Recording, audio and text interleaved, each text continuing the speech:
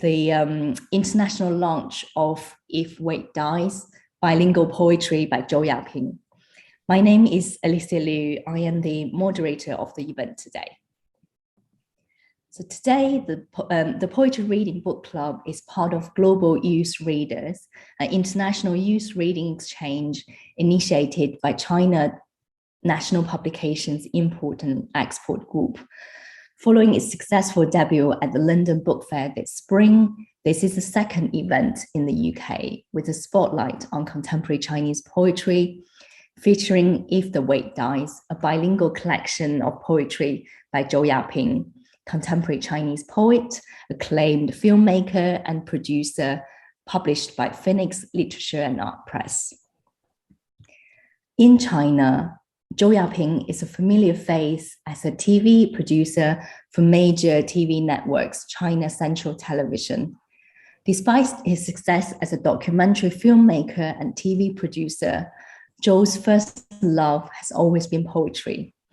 He's an acclaimed poet and has been named Chinese Poet of the Year in Poetry Exploration, and he won the first Eraser Pioneer Independent Literature Award in China.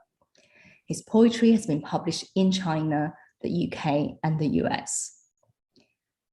Praised by British poet J.H. Prynne as an experimental avant-garde poet, one of the main representatives of Chinese language poetry, his work was featured by original Chinese language poetry group, Cambridge University Poetry Journal, Pyrotexis editions in 1991. Today, we're celebrating the international launch of the first Chinese and English bilingual poetry collection by Zhou Yaping.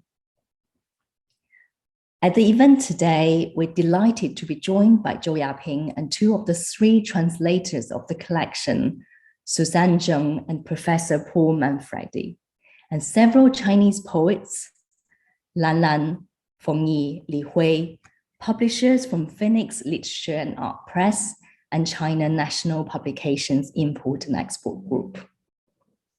We're also delighted to have international attendees, including translators, academics, students from across the UK, and others interested in Chinese contemporary poetry.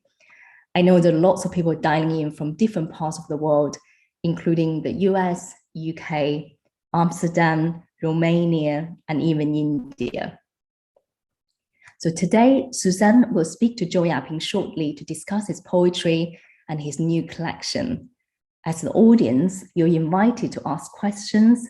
You can do this by putting your question in the notes section of Zoom as we're going. Our team will collect them and ask at the Q&A after the conversation. Or you can raise your hands in the Q&A session and ask your questions directly. We'll try and get to as many questions as possible. Before we hear from Zhou Yaping, it feels fitting to start with a Chinese poetry reading from If the Weight Dies, Oh My Heart of Hearts. It's inspired by Zhou Yaping's short film, Maxicata, and this poetry reading film is also directed by the poet Zhou Yaping.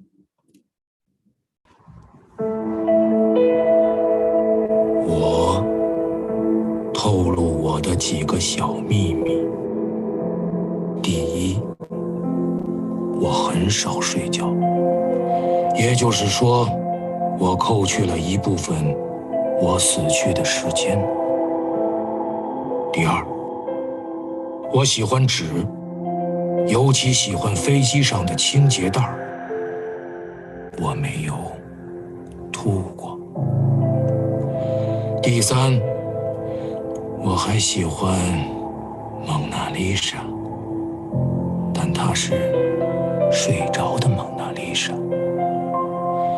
第四，我注意一个关于周其禅的表演，因为他向人们展示身边的各种运动和震动。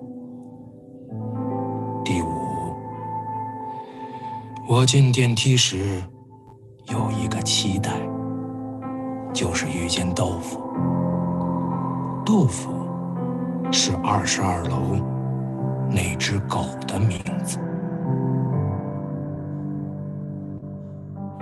好，经透露了5个，其他不说了。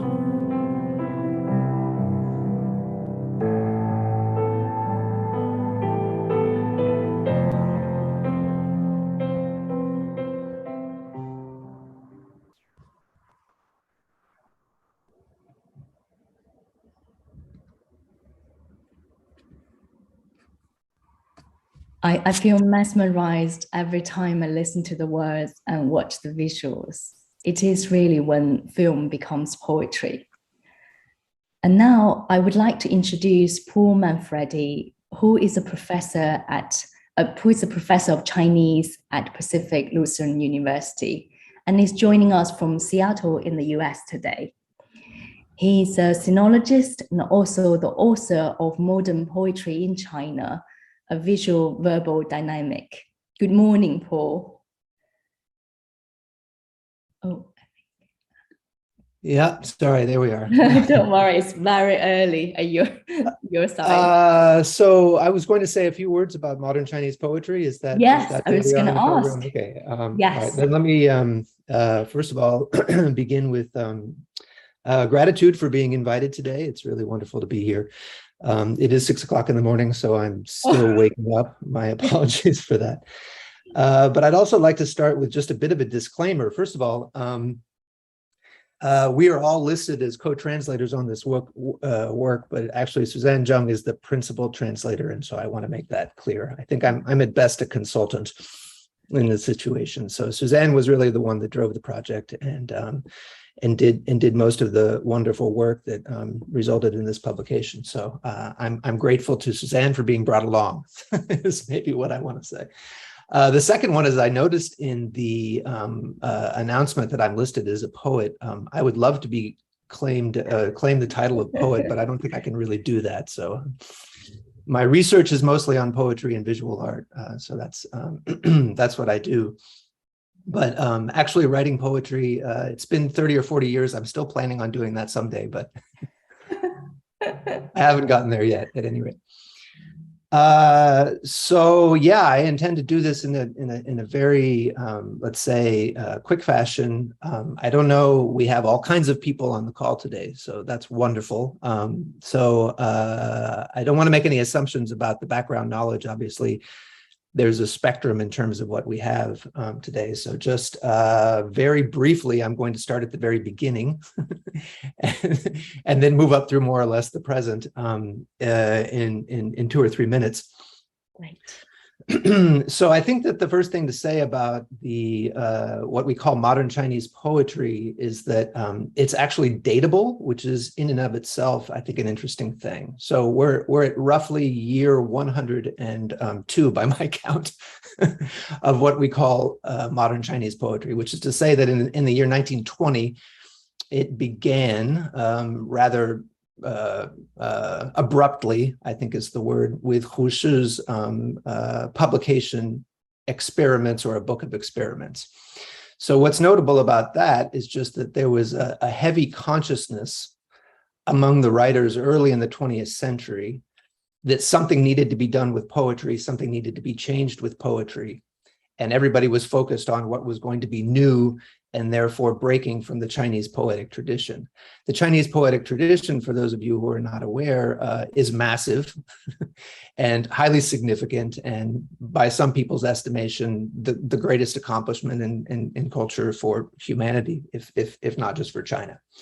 At any rate, the weight upon the shoulders of the early modernizers of Chinese poetry was massive. And so poets like Hu Shi began with the experiments, and by many reckonings, those experiments, particularly in the 1920s, were all failures, which is to say it was very difficult to create a body of work that came anywhere near what the traditional masters had accomplished. So this was the case in the 1920s, lots of experiments, most of them were unsatisfying in most regards. The other attribute of the early experiments in what we call modern Chinese poetry early in the 20th century is that it was heavily Western influenced, which is to say that the poets were largely following the models of the West. So we had, in addition to Husserl's experiments, a movement of symbolism, which largely followed the French, a movement of modernism, which was situated in one journal called Xiandai, or Modern. At any rate, taking information from various different styles in the West, but all Western derived. So this was a period of very Western influenced poetic writing that was happening in China all the way through the 20s and 30s. When we hit the 1940s, we get into, in essence, what we call Maoist literary practice, flowing from the Yan'an Forum in 1942. At any rate, through the 1940s and the 1950s, the important thing to say, I would say, is that Chinese poetry was part of a larger arts package that was designed to do something socially, but mostly politically. So it was writing that was intended to have a very specific effect and was therefore quite top-down, centrally managed, and really confined. That goes all the way into the 1970s at the end of the Cultural Revolution. And by the end of the Cultural Revolution, which is to say the late 1970s, we begin again. And so when we get into the early 1980s, in essence, it's kind of a clean slate. But what has preceded that in many regards, I think, was a variety of experiments, among which a massive social political experiment, which is Maoism, that brought poetic language in particular to a moment of, if not crisis, some very, very fundamental searching for a new path. And it's pretty much into that moment that Zhou Yaping steps with his own experiments. So in 1983, Zhou Yaping's desire to bring things back to the essence, to the core of language, is entirely understandable. Fantastic. Oh, what a amazing past 100 years of fast forward to today. Thank you so much, Paul. Thank you. My pleasure.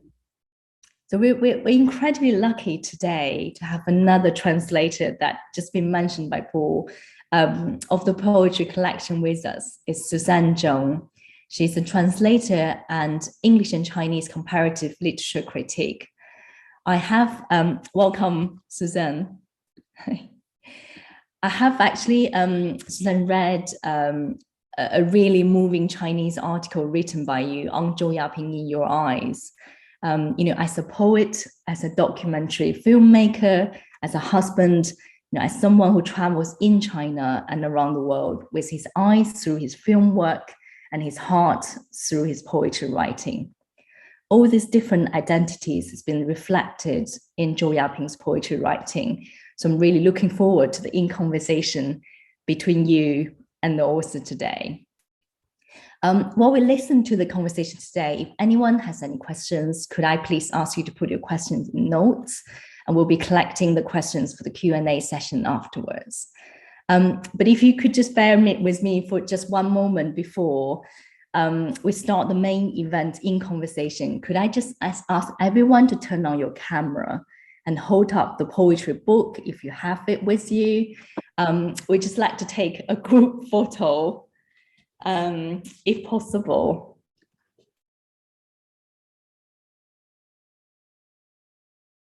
Thank you very much, everyone. And now I can see there's so many people online as well. Fantastic. So, and now I believe the author, Zhou Yaping, is online. So I would like to hand over to Suzanne to give us the in-conversation. Hi, let's first welcome Zhou Yaping into the picture. So, Zhou Yaping，您可以对坐下来了，谢谢。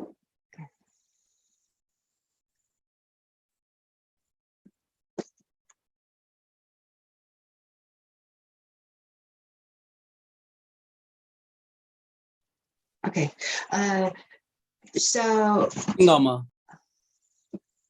听到了。So before, at the beginning of this meeting, Alicia already gave a brief introduction of Zhou Yaping's writing experience, and particularly she mentioned a book that was published in England, which is holding in my hand. So this is the special edition of Paratexis. Also the first English translation of Zhou Yaping's poems in the Western world. And you can see that there's the Chinese character, Zhou Yuanyang, on the front page. So it is the Chinese origin, the Chinese character for the title original, and so the publisher decided to show the Chinese character because the Chinese language group they just have a strong interest in the visuality of Chinese written language. And so that's why they are called Chinese language poetry group. And later on, so actually this book was published in 1994, but at the same time, Zhou Yaping actually just stopped writing and devoted his interest and his time fully to documentary television production. And so it's kind of a long period of hibernation for him. He went back to poetry writing in 2008 after a 14 years break. So this is why the metaphor of magic cicada is so fitting for him. So we know that the second part of this book is titled Magic Cicada. So if you know about that type of cicada, they live underground for 13 or 17 years before they surface on the ground and be very active. And so that's what happened to Zhou Yaping too. So he re-emerged in the poetry writing field with excessive energy, and he published 10 plus collections since then. And to name a few, there's a collection with the same title of original, Yuanyang. So you can see that they are the same characters. And this is my favorite selection from Zhou Yaping. And there's another collection which is massive. It has about 700 pages. It's a compressive collection of Zhou Yaping's poem. And of course, the last but not least, our bilingual collection, which is published very recently. And so in my opinion, Zhou Yaping is a very important phenomenon in contemporary Chinese poetry because he documented Chinese souls in an allegorical way, and with unique aesthetic perspectives obtained from his experience in the television and the filmmaking. Okay, so this is my brief introduction of Zhou Yaping, and now I will have two parts. First, I will just guide you through some poems, and also I will have conversation with Zhou Yaping. Alicia, should we do the poem presentation first, or do the conversation first? Definitely, we can put the bilingual poems side by side on the screen, so for the audience as well. Yes. Yeah. We'll put that up. Yeah, so I chose 4 poems, which are my favorite. The first one is called Extravagant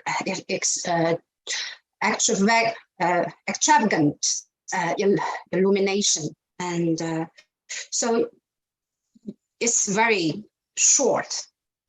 And because I have a background in history research, so I know that in the Western understanding, history just equals to written records. If there's no record, it equals almost no existence of history.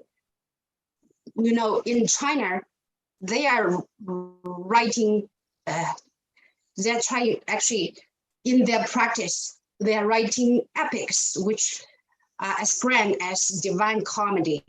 But the focus is put on materialistic gaps instead of vertical consistency or internal existence. So based on that, I think the work of poets is important because they're documenting the activities of Chinese souls. Okay, could you show the second poem for me now? Okay, thank you. And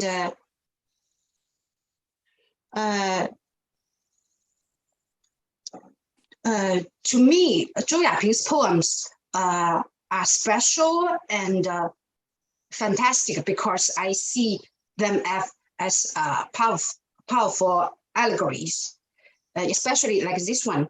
And when I read this poem, I became the I in the poem. And the animal of the great big animal as the animal or the great big animal that appears as towards the end is the thing that I scared and couldn't run away from my life. So that means when I say so, his language is allegorical, that means readers can just become the I in the poems and see the pattern, an analogy between what is depicted in the poem and their life experience. Okay, yeah, maybe I will give you 30 seconds for you to read through this poem.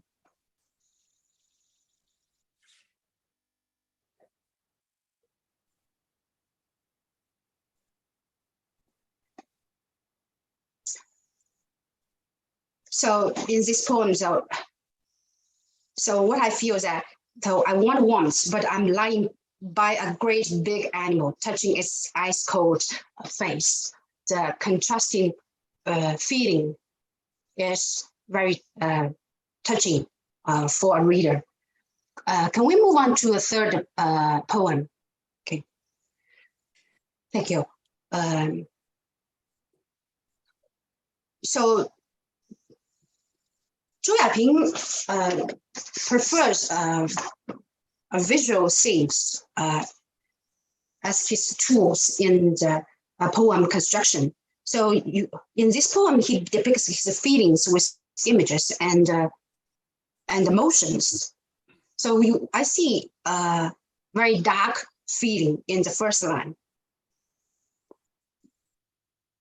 but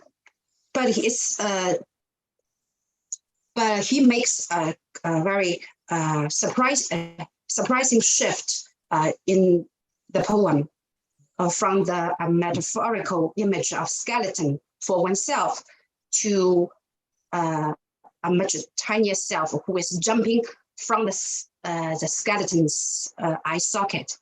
So I think this creates a visual rhythm in the poem, which is which become the aesthetic part of the poem. And so in my opinion, this type of technique reminds me of surrealistic art and movies. Now let's move on to the last one.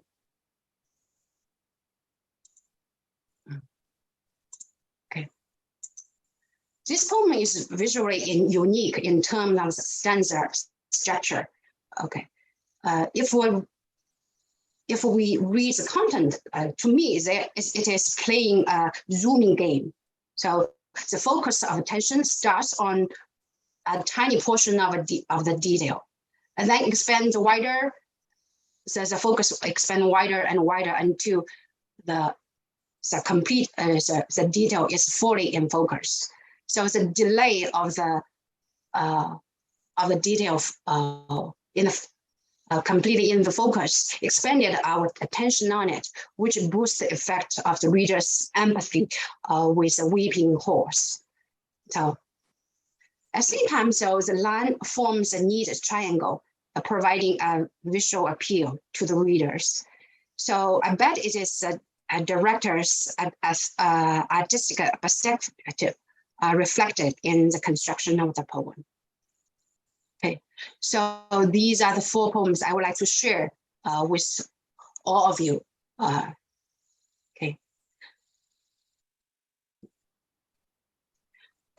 So now I will have a brief conversation with Zhou Yaping. Okay, I will ask question in English first, then ask in Chinese. Then Zhou Yaping will answer in Chinese and try to interpret his answer in English. Okay. My first question is, I haven't heard from you in these 2 years. What are you up to now? And are you still writing poems? Okay. 周亚萍，我想问你第一个问题，您最我最近2年都没有跟您联系，您最近在忙什么？还在写诗吗？好的，听到了啊。这个我还是先补充一句啊，就是问大家呢，上午好、下午好和晚上好。那么我觉得在世界不同的地方啊，有这样一个连线的话，是一个非常美好的一个时刻。这个时刻呢，这个时间呢，我们很珍贵。刚才呢，郑老师有很多的话要讲，我们听了以后呢，就是也想积极的表达自己的一些想法，是吧？现在终于轮到我说话了，所以说呢，现在回答郑老师的第一个问题，就是因为这个3年呢，这个大家众所周知的这个新冠疫情的这个管控呢，就是不仅是你和我，然后在大家之间呢，都缺少了很多的联系。疫情的这个3年当中呢，就是我起码写了有2年的诗，那是夜不能寐的那种。说你比方说你困在一个地儿，是吧？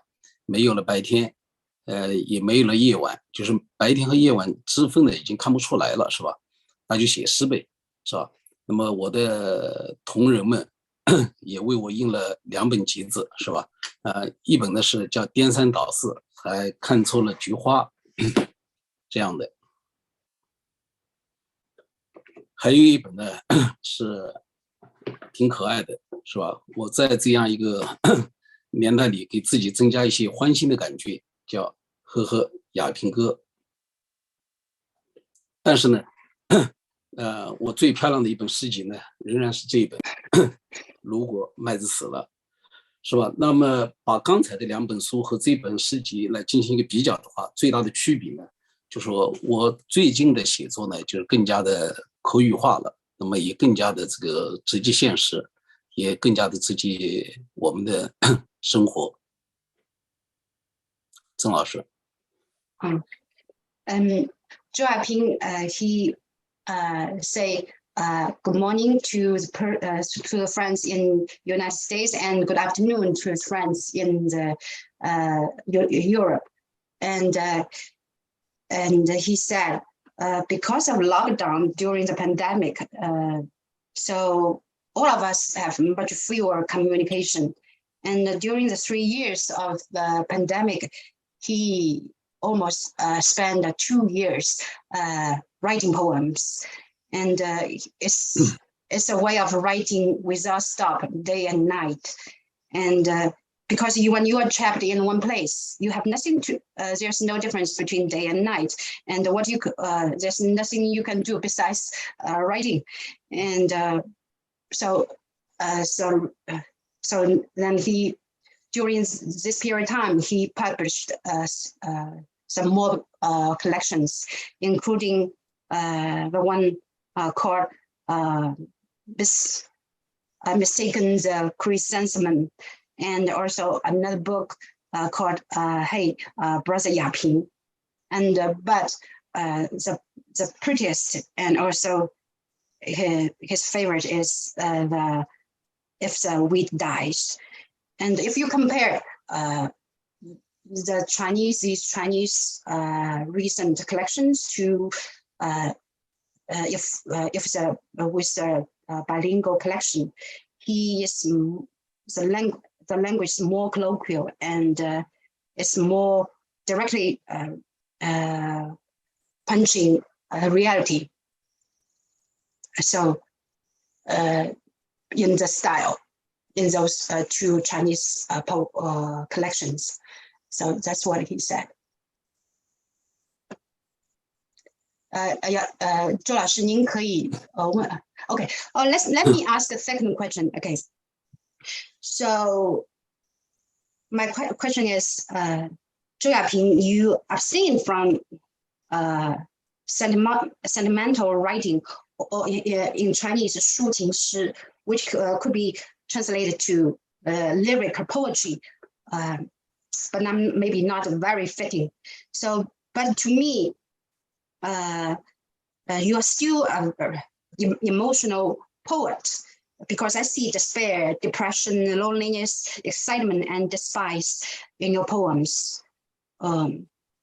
So do you think, how could you differentiate yourself from those lyric poets, lyric poetry authors?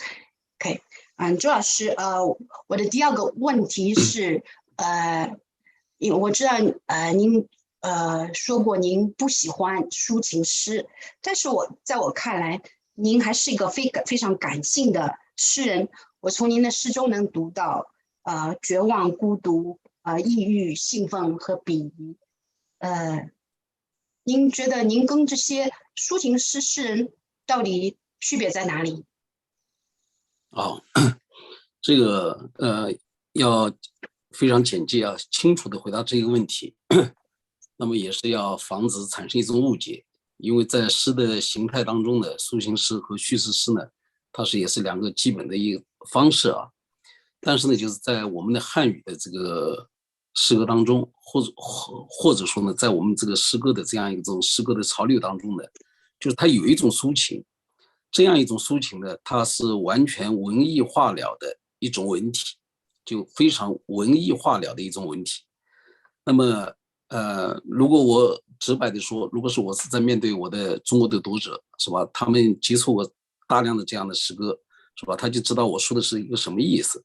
就他总是在给你呢，就是通俗一点说吧，叫喂鸡汤，而且呢，这个鸡汤呢是假鸡汤。所以说呢，我们不管就是形成什么样的一种言语，是吧？你通过所谓的朗诵，是吧？它似乎呢都能变成诗歌，是吧？那么这个我想的是一个误区。所以说你刚才呢，就是也谢谢郑老师你对我的诗歌的解读，就是你刚才表达的，就在我的诗歌当中获得的那样一些感受呢，我个人认为呢是对的，特别是其中提到的兴奋，是吧？和鄙夷，所以说非常感谢。那么写诗呢，就是我的一个基本的一个态度呢，就是它的前提呢，它仍然是价值观的体现，就价值观的体现。这个呢，就是立场、态度，是吧？比我们的有些抒情和叙事呢，显得呢更加重要。好，郑老师。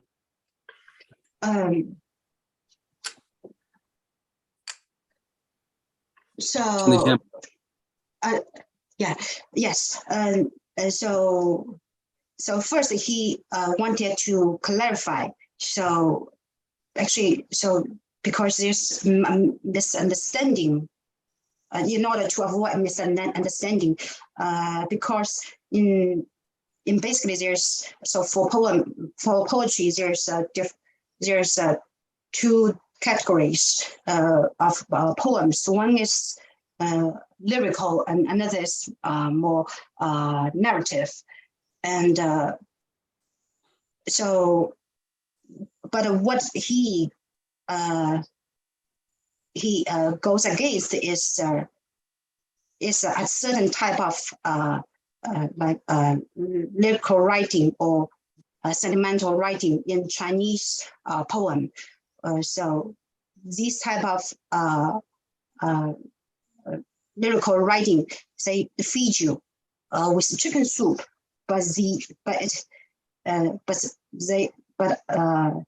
which is fake soup, and in the sense that the emotions are not genuine. So yeah, it is right that that you see emotions in my poems, especially excitement and despise. But I believe so. My poems are different from theirs because all of my writing is grounded on my own values, and I have a stance, and I have my own attitude, which is reflected in my writing.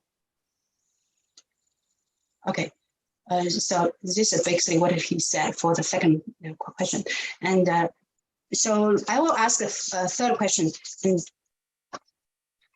and so which is, so you used to say that you depict the original forms of things as they are, which is also the title of the two collections, which is one is in English and one is in Chinese. And what is amazing to me is that you often write about personal feelings and circumstance of your situations or historical moments, most of which are abstract and fluid. How could you mold abstract and fluid existence into certain forms? 周老师，我的问题是，您总说您总强调是您是在描绘事物的原样，并且原样就是您2本中英文诗集的题目，但我觉得您往往描写的是个人的情感，还身处的处境啊或历史时刻这些抽象流动的存在。那您是怎么为这些抽象流动的东西赋予具体的形状？是怎么赋形的？就是关于诗呢，就是大家注意一个现象，就是说我常常呢就是用中文来说的话，我常常不说诗歌，是吧？我只是说诗。那么我的观点呢，就是仍然呢是不把诗呢，就是把它看成是一种简单的一个文体，是吧？就是说，我认为呢，诗呢它是语言，是世界，是吧？诗人呢以言语为他赋形，当然这个里面呢肯定是一个很复杂的一个课题。那么世界就是语言，是吧？那么诗人呢就他用言语为他去赋形，是吧？因为我认为呢，世界上的所有的艺术是它的所有的呈现，它都是语言。但诗人呢，他最大的特点是言语为他赋形啊。所以呢，我们呢追求它的本质呢，它这个世界这个语言它本来的样子，它原初的样子，是吧？那么作为诗人呢，是我们看到它原初的样子，本来的样子，是能够看到更多的那些人，是吧？所以说我看诗，就是远远呢就不只是文学，是吧？我始终是这样认为的。那它应该是哲学，是宗教，是吧？是物理，甚至呢是数学，它非常的精准，是吧？就是它的时间和空间的刻画，它都是很精准的，它只在那个空间里面和在那个时间里诞生。所以说呢，如果把诗把它归纳为是文学的一种的时候呢，我认为呢，只是增加了诗的它的趣味的而已，是吧？所以说我个人认为呢，它诗呢，它是很大的，是吧？它就是这样一个语言的一个世界。好的。So what Zhou Yaping, what he was talking here is a little bit philosophical, I think, but it resonates to what I said earlier. So history means a written record. No written record just means no history in certain sense. So what he said can translate to that about poetry. So I always say that it's not which can be literally translated to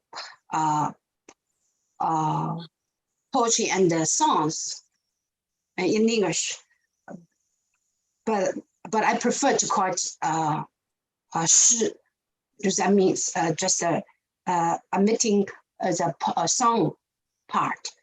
And my idea is that we should not just take poetry as a type of genre, okay? And poetry, it is the language, it is the world. So the world is the language, and what appears is the language. And so then there's no language means so what appears is the language and also the world. And so the poets attribute modes of language with words.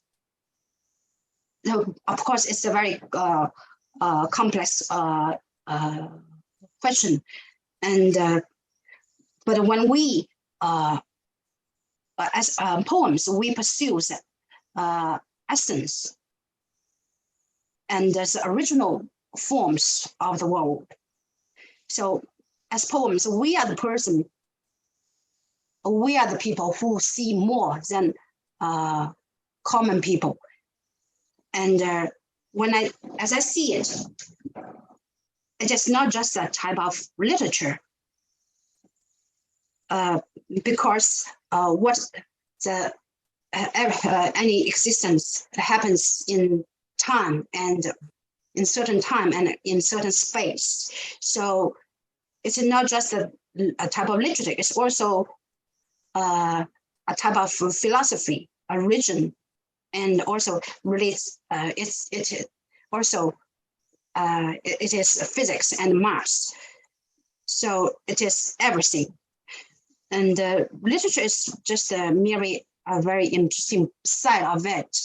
And but as a real poet, so you need to consider everything in writing. So that's his answer with some of my own interpretation. And for the fourth question, and I will ask, you started writing poems in the 1980s, and then became deeply involved in China's movie and the television industry from 1990s on.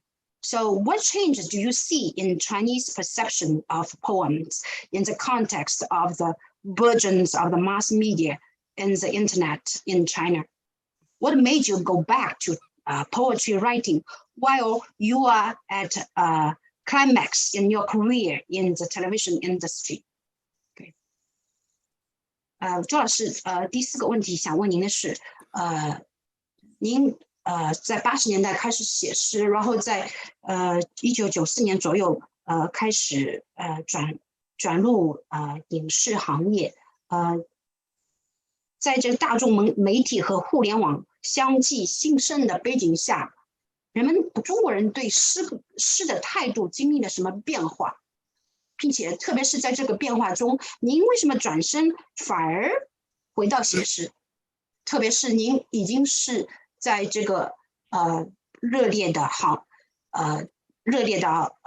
闹的影视行业的这个潮流中扮演着重要的角色，为什么回到写诗？好的，那个曾老师，首先我向你那个问好啊，你辛苦了。就是相对来说呢，就是写诗呢，它是一种独立个体的行为，就是非常独立的和个体的行为。如果是拍电影，是吧？做剧集就做电视剧、网络剧啊，它呢对于我来说呢是一项工作，是吧？那么一个人的生存啊，是吧？他必须通过一些劳动，是吧，来养活自己。在中国呢，就是诗歌的写作啊，是我的理解呢是最先啊集体性的这个脱离体制的那样一种形态，就是叫集体性的脱离体制的那样一种形态，就大量的诗人都散落在民间。那么我觉得这样一个状态呢是非常好。当然呢，这样的写诗的人呢，他就更加没法吃饭了。所以面对呢，就是这样一个极大的一个人口的基数，大家知道咱们国家的人口呢是非常之多的。那么这样一个写诗的一个人群呢，它非常小众，是吧？但是呢，我认为呢，它再小众，是吧？在中国呢，它也不少。所以说，优秀的文化、优秀的文明呢，如果能够非常好的保存在一小部分人的灵魂当中，是吧？灵魂当中，我也觉得呢非常好。曾老师，我就简单的回答这些。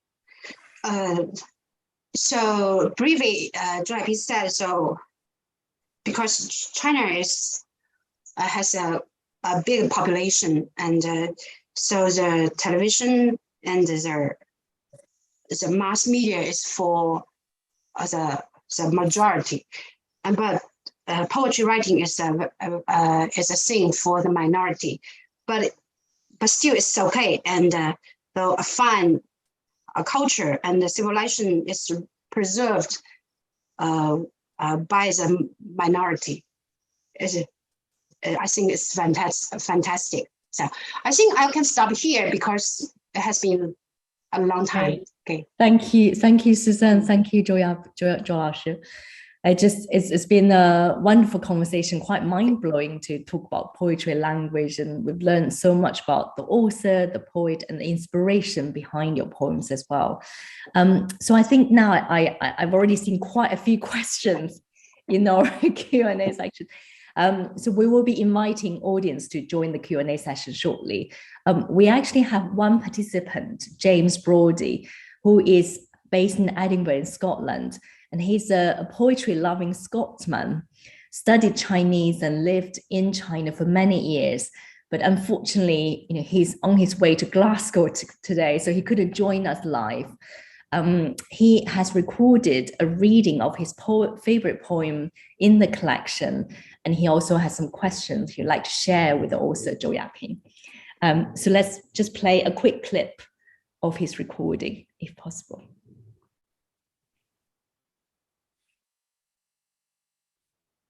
Hello, everyone. I'm really sorry that I can't be with you this afternoon. My name is James Brody. I'm a former student of Chinese studies, and this has been a real pleasure for me to read. It's the first time actually I've actually read contemporary Chinese poetry. I've done some study of ancient Chinese poetry before, but never contemporary. So thank you for introducing that to me. Today I'm going to read a couple of the poems in English and in Chinese, and the first one is called Red Memory, 红的记忆, which is significant for me because I used to have red hair, but that's age has caught up with me and I have less and less of it, but so red is definitely a memory for me, so that's why I'm choosing this one. Red memory. Red is a memory. Though rusty, the golden color upholds its majesty. The child not once attempted to cover the scarlet. He always jumps in and out through the small side door. 红的记忆，红是一种记忆，金色几边锈蚀，也坚持着威严。孩子从未企图抹杀鲜红，总是从旁边的小门挑进挑出。And The next one I'd like to read, just because I enjoyed it, is called Vivacious Body, or 昂扬的身体.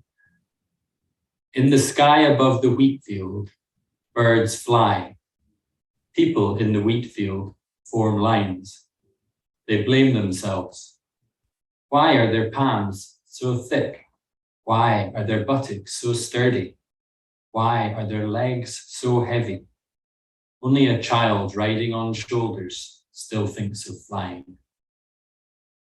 麦地上空的鸟啊，飞吧！麦地里的人啊，排成长队。他们自责，为什么手掌如此粗大？为什么臀部如此坚实？为什么双腿如此沉重？只有一个骑在肩上的小孩还想飞。So they're the two poems I want to read, and I'd also like to ask a question. Both of these poems talk about childhood memories, and I wondered if they were your own childhood memories. That's for Zhou Yaping. So thanks again. I'm really sorry I couldn't be with you in person or online, and thanks again for the opportunity to be there. Thank you. Bye. So if I hear it correctly, he was asking if the poems about his childhood memories, right? So 周老师刚才那个视频的读者想问您，您就是在红的记忆，和另外一首这两首诗里，您描写的是您的童年的记忆吗？因为他觉得像是这样的内容，这是他的问题。对，就是我的诗呢，就是在中国的读者当中呢，也经常被冠之以一个就是懂和不懂的问题，就是读不懂的这样一种感觉，是吧？但是呢，就是我对诗的一个理解呢，就是它是有一个路径的，就是我的写作的方法呢，它总体上还是抽象的，是吧？应该是来抽象的理解，就是你记录的这样一种对象，是吧？你如果是简单的说是我的童年的记忆，还是这个族群，是吧？他们的集体的这样一种记忆，是吧？我想呢，就是都能够来表达。那么刚才我也看到了这个，在整个的这个活动当中呢，就展现了几首诗歌。那这样几首诗呢，就是它的总体的风格呢，就是应该说是它是来呈现、表达了这样一种荒谬的，是吧？一种荒谬的，是吧？那么这样呢，就是对于我来说呢，但是真实呢，也不是被每一个人都能够洞察的，是吧？那么真实的东西呢，经常都是被乔装打扮，是吧？都变形了。所以说，好的诗人呢，就是能够看到这样一些东西。上天呢，也赋予了我们一颗敏感的心，还有我们一双这个锐利的眼睛，是吗？但是呢，我一直有一个观点，就是说我们这样去跨越时间的一种写作，是吧？然后大家呢，就是可能认为，比方说刚才提到的是童年的记忆也好，是吧？他觉得他应该付诸于他一个空间。那么对于我来说呢，那么应该说它是在这个抽象的世界里，它是存在的。荒谬本身呢，也是被记录的，而不是被我描写和夸张和想象出来的，是吧？所以说呢，我始终的坚持呢，就认为我的写作呢是一种非想象力的写作，是吧？非想象力的写作，或者讲的是一个低想象力的写作。很多人呢正好相反，他认为呢你是具有高度的想象力的，但是我认为呢，我始终压着这个想象力，是一种低想象力的写作，甚至说呢是一种零度的写作，是吧？所以从这个零度写作的这个角度上来讲的话，就贴近这样一个抽象世界的客观，是吧？我来记录呢这个世界这个本来的样子。那么我这样一段话的表达呢，可能也是不仅是回答刚才一个问题，可能总体上呢也把我的一些诗歌的观点呢，在这个地方呢就是呈现一下。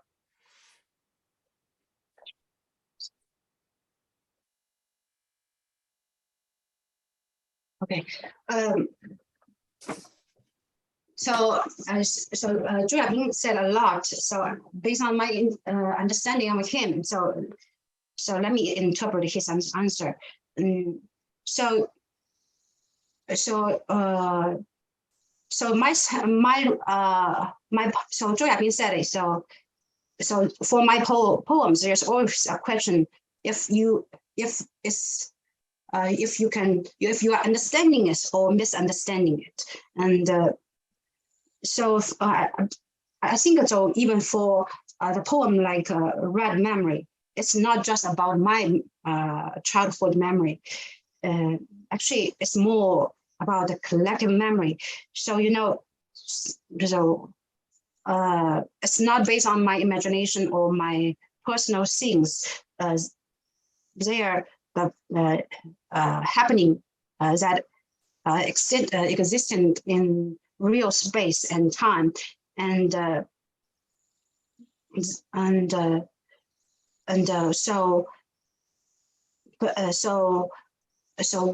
what he did is more like an objective writing based on abstracting from the concrete existence.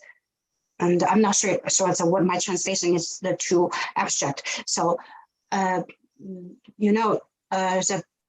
so if you just not just based on our reading of this poem, and also 4 other poems that were presented earlier, so you can see though there's a ridiculity in these poems, but ridiculity is the reality, because the truth is not plain to everyone.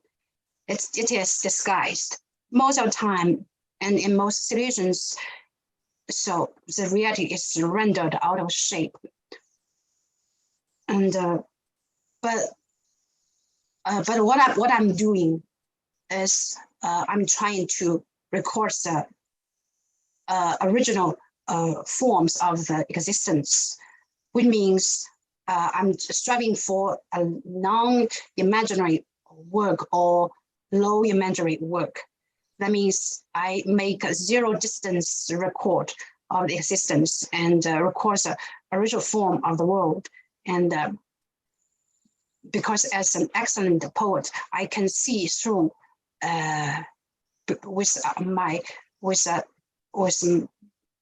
with my sensitive heart and sharp eyes as a poet.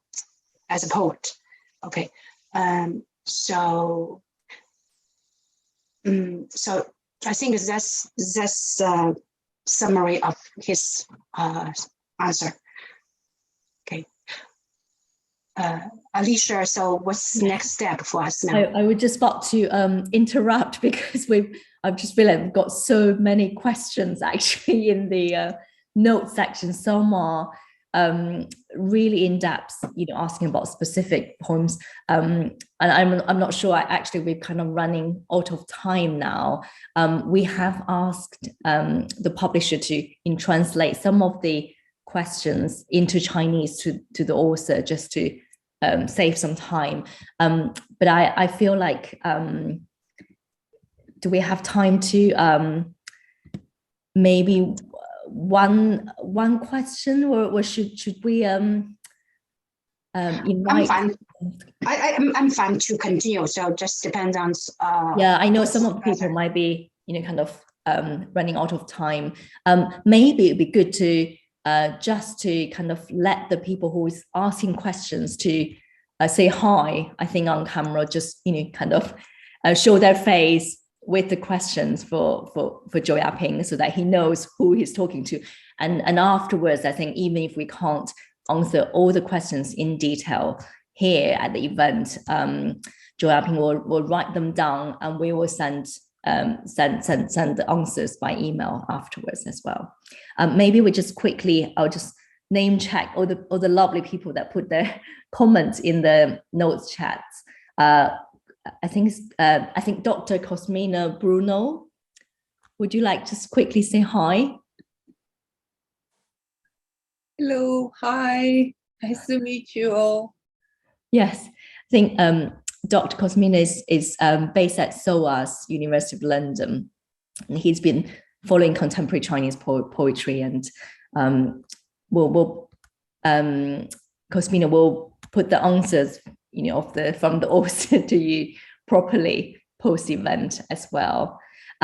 We've also have Malcolm Phillips, I think also asked a very intellectual question, if I may say, specifically about the extravagant illumination poem. Malcolm, if you don't mind to say hi, and Zhou Yaping will answer, all the questions properly by email afterwards as well. Have we got Malcolm here? Maybe he's got to go early. Right. So the next we've got Therese Glover. And she's yes, who asks a question about the original purpose of poetry. 周老师，我就非常快的跟这些人跟你打一声招呼，问问题的人。And then we've got Andrew Breverton. Hi, Andrew. Hi. Hi, Andrew. Yeah. Hi. Thank you for posting the question as well. We will make sure Zhou Yaping answered. I know you've got a very keen interest in Chinese art and poetry, and I'm glad you can join us today. Thank you. Thanks. Yeah. And we've also have Sumita Masa. I know Sumita is actually dialing in from India today. Thank you for joining us. We'll make sure to also answer your question afterwards. And finally, we've actually got a question for Suzanne, the translator. It's from Nikki Harmon. Hi, Nikki. Hi. Hi. Yeah, actually, I can answer the question now. So, because so the question is original is ta, and which is ta for it for animals, but I translate it to she. But I know so because when the poem was first written back then, so I know the word Zhou Yaping used is another word for it, which is like the it for animals. But actually it's like a more female animal, So because there's like different variations of the character of like signifying for it in Chinese. He used a very a character which is not it's no longer used in modern Chinese. So but I know that what he meant is should be a female animal. So that's why I switched it to she, because we know in English we also use she for animals, female animals. Yeah. Great, thank you. I'm really sorry for the timing. We've got just so many questions. I think I'm really pleased. I hope everyone enjoyed the event, the very short kind of exchange of ideas, and hopefully there's many more, just open opportunity for us to start this conversation afterwards. So I would like to thank again for Zhou Yaping, Suzanne Zheng, and Paul Manfredi for joining us, and for a wonderful, engaging audience attending the event from so many different places around the world. I'd also like to thank our host, the Global Youth Readers Program initiated by China National Publications Import and Export Group, and the publisher Phoenix Literature and Art Press. I thought it'd be more fitting to leave you with a final reading from Zhou Yaping's poetry by International Emmy Award nominated Chinese actor Zhu Yawen, including 3 short poems: Commemoration, The Cruel Won't Be Regarded as Divine, and Vicious Body. And this poetry reading film is also directed by Zhou Yaping. So enjoy as a lasting kind of poetry experience. And we'll make sure we for Zhou Yaping to write to all the questions, write the answers to all the questions that you raised today as well. Thank you. And can I say one more thing? So I put my email in the chat. So in case you want to just ask question to Zhou Yaping or to me, so you can send email to me directly. So if you like, because yeah, reading is a continuous thing. So if you have more questions, so we are here to answer questions for you, and just a message away. Okay. Great. Thank you. Thank you, Suzanne.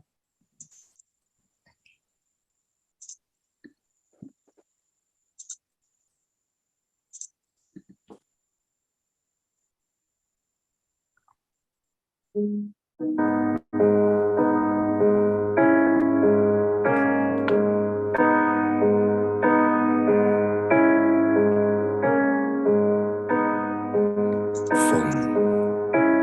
已刮的只有风，也只有一个人影在街角。你不想旋转，已经捂住身上的温暖，而风只抽打你的眼睛。他知道，从这里才能剥夺下去。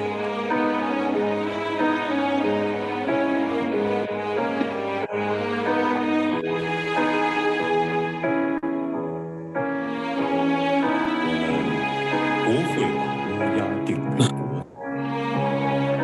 如果可能，它就会挂在墙面，端坐客厅，伫立于各种庄严的地方。它会黑得坚强，白得纯洁。它的歌声都由伟大的儿女演唱。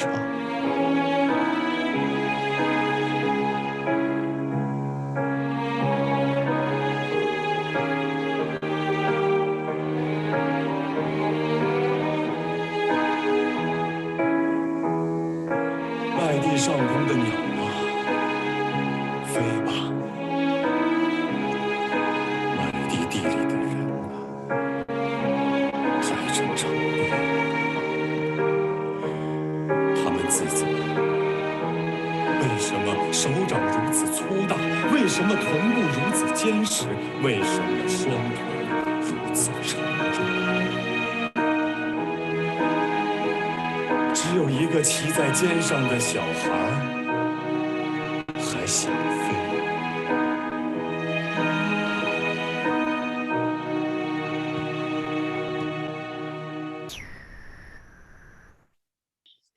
非常感谢啊！这个我刚才呢，就是我的同事们呢，就是已经传递了，就说在这个活动当中很多朋友的一些问题。这些问题呢，就是非常好，然后我也非常感动。最重要的是呢，就是他们询问的问题呢都很具体，是吧？都是非常戏剧化的。那么这个里面呢，涉及到很多的诗歌的这个具体的一些情感的问题，是吧？有一些通灵的问题，还有一些技术的问题。那么我想呢，就是以后有机会呢，是我也会在这个活动的之后呢，就是通过其他的方式呢来回答这样一些问题。这一段主持人你先把我反馈给他们，然后我最后呢再把我的一些诗歌的想法呢再简单的说一说。I'll just quickly add, I think Zhou Yaping, we've now actually put the questions in the notes, translated very quickly into Chinese, and he read it. He was really touched and moved, and he insists on adding a few words. He just wanted to say that he's really impressed by all the questions were so specific that you know, everybody's clearly read his poems and has some of your own thoughts. And this is something that he will reply in more details in either forms by email or other kind of verbal exchange occasions if we have opportunities in the future as well. 谢谢。然后我最后的一段陈述呢，我也想到时候还是请郑老师呢再给我翻译一下。刚才呢就是就是在开始的时候和刚才呢，就是放了2段呢，就是我自己拍摄的，就是由中国的演员啊，就是来演绎我的诗的这样一个视频，那么也可以把它称之为小电影。我始终的把我的这些演员们呢称之为我的师弟，是吧？我们知道，我们拍电影的时候有手替，是吧？然后有武打，是吧？有武替。但是呢，我说在中国呢，有我这样一个诗人，但是他是有他的替身的，所以是朱亚文、张年华呢，就是我的师弟。那么为什么要把它这个呈现出来？通过影像化把它呈现出来，就是首先是从小众变成大众。然后诗的视觉化，就是眼睛看的问题，它实际上是还是一个很大的一个问题。我呢是会把诗就是分成的就是可读的文字、可读的诗，还有可看的诗、可看的文字。那么在汉语当中呢，也就是在中文的诗歌当中，因为我觉得今天这个活动的一个很重要的意义是什么？就是说我想表达一下，就可看性呢，在中文的诗歌当中更加普遍，是吧？更加普遍，是吧？这个呢，它与它的原来的这个汉字的象形，就是我们的文字它是有关的，汉字象形的，所以它的可看性很强大。然后呢，比方说英语，是吧？它是一个表音文字，它可能朗读，是吧？对于听觉来说很重要。那么由此，我把我的这样一个观点呢，再把它递进一步，就是我认为呢，诗它不小众，它就是一个综合的艺术，它是一个综合的艺术，是吧？它作为个别文体的这样一种特点和它的作用呢，是在逐渐的丧失的。所以我们经常会听到说，诗歌越来越衰落了，越来越小众了，是吧？已经没有很多人写诗了，没有人去读诗了。但是呢，你们注意一个现象，只要是一部好的电影，大家就把它称之为叫电影诗；有一个好的音乐，大家就把它称之为是音乐诗，是吧？所以我们看到的那些行为艺术，是吧？大地的艺术，是吧？大地艺术，是吧？摇滚，是吧？民谣，然后呢，我们那些优秀的戏剧，是吧？优秀的戏剧，是吧？我们历史上很多的戏剧家，我们不认为他是戏剧家，他就是诗人，是吧？还有那些精湛的小说，这些地方就是我的一个感受，就是震撼到、影响到我们的都是什么呢？它都是诗。所以说，我说好的诗人呢，他是可以干一气的，是吧？可以干一气的。诗呢，它不仅仅是一个分行，不仅仅是一个分行，是吧？所以说我本人的一个实践，最大的一个实践，为什么我也很淡然，是吧？就说除了写诗、写你的分行以外，但是呢，就是为了把这样一种诗歌的一种理念、一种精神，是吧？把它放大的时候呢，就是我已经努力的，是吧？把它和电影、和戏剧、和绘画、和书法，包括一些生活的现场，去把它密切的把它结合起来。我认为呢，这件事儿呢，它的意义呢是还是比较大的，是吧？所以在今天，诗呢，所以说它在我们的心里，它永远是一个永远就是不会磨灭的一种力量，是吧？它纵使它是绵软的，是忧伤的，是那种精美的，是吧？但是它的力量呢，也是很强大。这是我想说的这样一些话题，也送给我的朋友们。So let me translate Zhou Yaping's answer. So at the beginning of this meeting and also the end of the meeting, we saw 2 videos, and both videos were directed by Zhou Yaping himself. But you see that what in the video is like 2 male actors.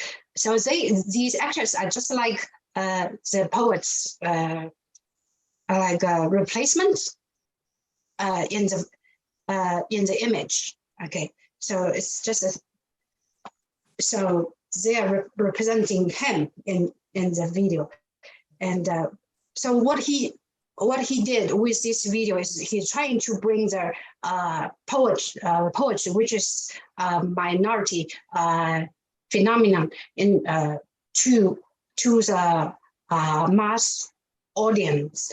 So by using the medium of video or film.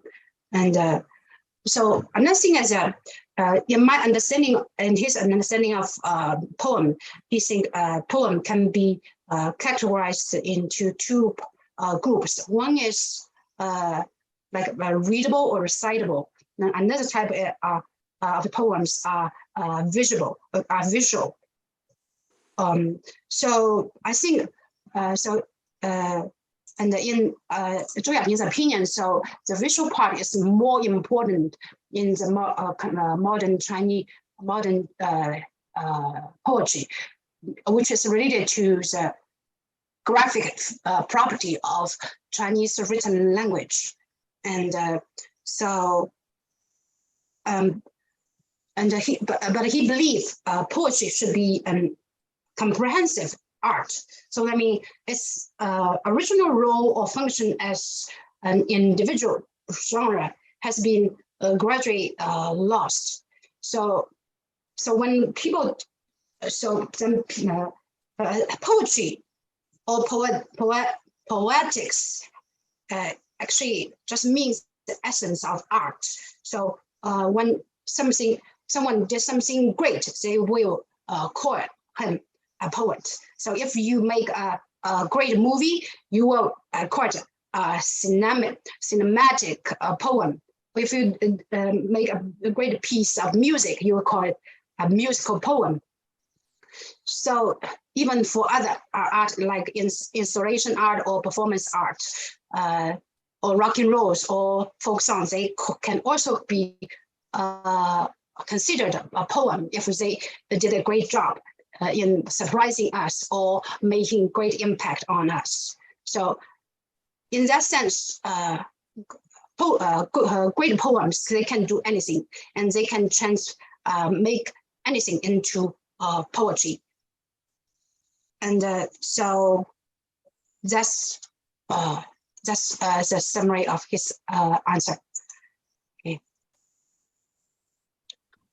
Fantastic. Thank you, Suzanne. It was really, really beautiful. I think what Zhou Yaping mentioned, something about Chinese language, such a visual language, character-based, is something quite different from English, isn't it? But English reading is, we're listening by the sound, where Chinese is such a written language that when you read the forms as a poet, and hence in a way that Zhou Yaping want to visually present it through his film, through his eyes, as well as the song, the music, and all the different senses with us. So I think it was, it's extraordinary. Like Paul mentioned just now in the notes, that bilingual poetry publication is a very challenging, but also amazing kind of medium that the publishers and designers have done an amazing job. And thanks to Zhou Yaping for the poem, and Suzanne for the wonderful translation. Somebody could interpret, help the author to reach a much wider audience as well. I'd like to thank you all for today, and I'm sure the conversation will continue as well. And thank you, Zhou Yaping. I know it's very late in China now. I hope we'll have following up conversations to answer all the questions that raised today as well. 谢谢周老师，谢谢郑老师。Thank you. 谢谢。谢谢大家。